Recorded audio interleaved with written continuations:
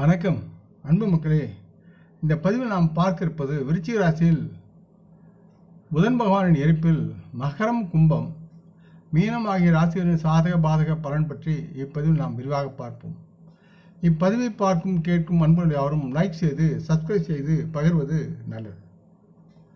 சோதிடத்தின்படி புதன் பகவான் விருச்சிக ராசியில் எரிகிறார். இருப்பினும் புதன் பகவான்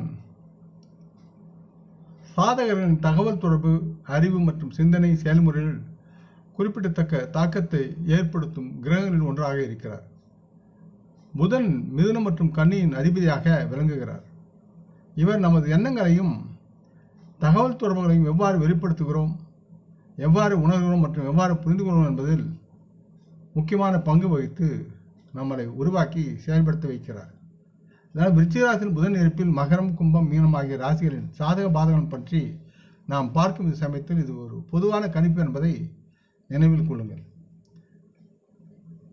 மகரம், அன்பான மகர ராசி மக்களுக்கு புதன் கிரகம் தங்களின் 6ஆம் வீட்டையும் 9ஆம் வீட்டையும் ஆட்சி செய்கிறார். இந்த முறை விருச்சிக ராசியில் இந்த புதன் எரிப்பு என்பது உங்களது 11வது வீட்டில் நடக்கிறது. அன்புள்ள மகர ராசி மக்களே, இந்த பயணத்தின் போது நீங்கள் பொருளாதார நிதி முதலீட்டு முடிவுகளை எடுப்பதை சற்று தவிர்க்க வேண்டும் என்று அறிவுறுத்தப்படுகிறது. காரணம், 9ஆம் அதிபதியின் எரிப்பு உங்கள் அதிர்ஷ்டம் என்பது 11ஆம் வீட்டில் நடப்பதால் உங்களுக்கு அது ஆதரவளிக்காது மற்றும் சில நிச்சயமற்ற தன்மைகள் காரணமாக நீங்கள் மனம் வந்து சிலர் படுக்கையும் சேரக்கூடிய சூழலும் இருக்கிறது. 5வது வீட்டில் உள்ள அவரின் அம்சம் பங்கு சந்தை அல்லது வேறு எந்த வகையான வணிகங்களில் முதலீடு செய்வதை இந்த நேரத்தில் தவிர்க்க வேண்டும் என்று மகராசி மக்களுக்கு அறிவுறுத்தப்படுகிறது. எந்த ஒரு போட்டி அல்லது அரசாங்க தேர்வுகளுக்கு தயாராகும் மகராசி மாணவர்கள் தங்கள் படிப்பிலும் தயாரிப்பிலும் கடினமாக அர்ப்பணிப்புடன் கவனத்தை செலுத்தி நேரத்தை செலவிட வேண்டும். இந்த நேரத்தில் உங்கள் தந்தையின் ஆரோக்கியத்தை கவனித்துக் கொள்வது அவசியமாகிறது. உங்கள் தந்தை வழிகாட்டி அல்லது குருவுடன் எந்த விதமான வாக்குவாதமும் மகராசி மக்களுக்கும் மாணவர்களுக்கும் வேண்டாம் மற்றும் சூடான விவாதங்களை தவிர்ப்பது உங்களுக்கு நலமாக இருக்கும் என்று அறிவுறுத்தப்படுகிறது.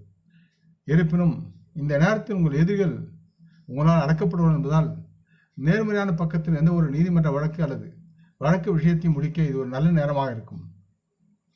சிறு குழந்தைகளுக்கு பச்சை பட்டாணியை அவித்து விநாயகருக்கு நிவேதனம் செய்து குழந்தைகளுக்கு உண்ண கொடுக்கவும் நலமாகும். அடுத்து கும்பம். கும்பராசி மக்களுக்கு புதன் கிரகம் 8ஆம் வீட்டையும் 5ஆம் வீட்டையும் ஆளுகிறார். இந்த முறை விருச்சிக ராசியில் இந்த புதன் எரிப்பு என்பது 10ஆம் வீட்டில் நடக்கிறது. இது ஒரு கர்மஸ்தானமாகும். கும்பராசி மக்களுக்கு 8ஆம் அதிபதியின் எரிப்பு உங்களுக்கு சாதகமாக இருக்கும். ஏனெனில் இது உங்கள் வாழ்க்கையில் நிச்சயமற்ற தன்மைகளை கட்டுப்படுத்தும். அதே நேரத்தில் 5ஆம் அதிபதியின் எரிப்பு பல சிக்கல்களை உருவாக்கலாம். குறிப்பாக நீங்கள் உங்களின் படிப்பிற்கு நிதி அளிக்கும் மாணவர்களுக்கு உங்கள் பணியிடத்தில் உள்ள அழுத்தம் காரணமாக உங்கள் படிப்பு பாதிக்கப்படும் வாய்ப்பு உள்ளது. அல்லது எந்த ஒரு தேர்வு அல்லது கல்வி செயல்முறைக்கும் தயாராகும் மக்களுக்கு, மாணவர்களுக்கு உங்கள் தொழில் வாழ்க்கையுடன் கல்வியை சமநிலைப்படுத்துவது கடினமாக இருக்கும். கும்பராசி காதலர்கள் விரும்புகிறவாறு காதலில் வெற்றி பெற முடியாது மற்றும் உங்கள் தொழில்முறை கடமைகள் மற்றும் திருமணம் செய்து கொள்ளும் அழுத்தம் காரணமாக உங்கள் காதல் உறவில் சவாலான நேரங்களை நீங்கள் சந்திக்க நேரிடும். கும்பராசி பெற்றோரும் தங்கள் குழந்தைகளிடம் கவனம் செலுத்த வேண்டும். காரணம், வேலையில் உங்கள் ஈடுபாடு மற்றும் திருமணத்தில் ஏற்படும் பிரச்சனைகள் அவர்களுக்கு மோசமான தாக்கத்தை ஏற்படுத்துகின்ற சூழல் இருக்கிறது. எனவே உங்கள் குழந்தைகள் மீதும் அவர்கள் பராமரிப்பின் மீதும் சற்று அக்கறையுடன் கவனமாக இருங்கள். யாவும் நலமாகும். புதன்கிழமைகளில் விநாயகரை வணங்கி அவரது அகவல் பாராயணம் செய்யுங்கள். அடுத்து மீனம். அன்பார்ந்த மீனராசி மக்களே, உங்களுக்கு புதன் கிரகம் 4ஆம் வீட்டையும் 7வது வீட்டையும் ஆட்சி செய்கிறார். இந்த முறை விருச்சிக ராசியில் அவர் எரிகிறார். இந்த எரிப்பு தங்களுக்கு 9ஆம் வீட்டில் நடக்கிறது. ஆகையால் மீனராசி மக்களுக்கு இந்த கிரக நிலை உங்கள் தொழில் வாழ்க்கையில் ஏற்படும் மாற்றம் அல்லது உங்கள் தினசரி வேலையில் நீங்கள் காட்டும் அதிக ஈடுபாடு காரணமாக உங்கள் இல்லற மற்றும் திருமண வாழ்க்கையை நீங்கள் புறக்கணிக்கக்கூடும். அதுவே உங்களுக்கு ஒரு பெரிய வாழ்க்கையில் பிரச்சனையாக அமையும். திருமணம் செய்ய இந்த நேரத்தில் திட்டமிட்டிருந்த இந்த ராசி மக்கள் உங்கள் துணையுடன் அல்லது உங்கள் காதலியுடன் தேவையற்ற மோதலை நீங்கள் எதிர்கொள்ள நேரிடும். என்பதால் திட்டத்தை சிறிது நேரம் சிறிது காலம் தள்ளி வைப்பது நல்லது என்று அறிவுறுத்தப்படுகிறது. இது உங்களுக்கு திருமணத்துக்கான நேரமும் அல்ல. மீனராசி மக்களே, விருச்சிக ராசி இந்த புதன் எரிப்பு மூலம் உங்கள் பங்குதாரர் உங்களுக்கு நிறைய உங்களுடன் சேர்ந்து உழைத்து அதிர்ஷ்டத்தை கொண்டு வந்து சேர்ப்பார். அதே நேரத்தில் அதன் எரிப்பு காரணமாக அதன் முழு பலனையும் நீங்கள் பெற முடியாமலும் போகலாம். இந்த நேரத்தில் உங்கள் தந்தையின் ஆரோக்கியத்தை நீங்கள் நன்றாக கவனித்துக் கொள்ள வேண்டிய அவசியம் இருக்கிறது. உங்கள் தொந்தை அல்லது குருவுடன் எந்த விதமான வாக்குவாதம் மற்றும் சூடான விவாதங்களை தவிர்ப்பது அவசியமாகிறது என்றும் உங்களுக்கு அறிவுறுத்தப்படுகிறது.